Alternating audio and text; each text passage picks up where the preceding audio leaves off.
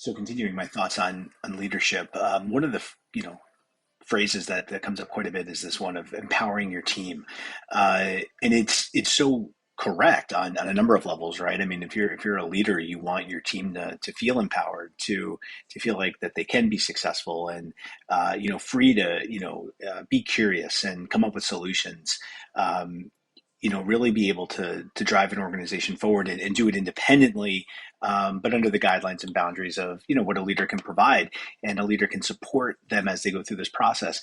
But you can't just empower your team, right? Like, it sounds good and on a very broad philosophical level. The leader has to be prepared to empower the team. So what do I mean by that? Well, if you're leading a team, but you're insecure and you feel like, if my team comes up with solutions or ideas that I personally can't, as a leader, you're not going to really want to empower your team because you might be afraid of looking bad. So an insecure leader is not one that's going to be set up to succeed, to empower their team. An anxious leader is another one.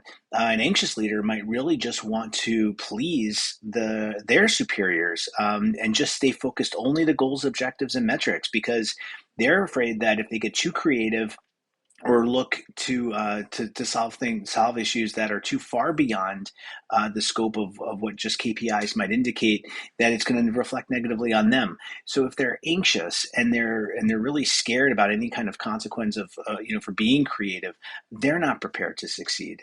So leaders have to be um, really cultivated to empower their teams.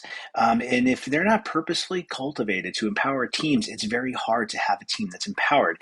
And again, I think a lot of organizations miss this, where the goal really has to be about how do we purposefully develop leadership teams and not just put teams together and say, go. You have someone in a leadership role, now the team should just thrive. It doesn't work that way. And we've got to be purposeful in preparing our leaders to make their teams and help them be successful.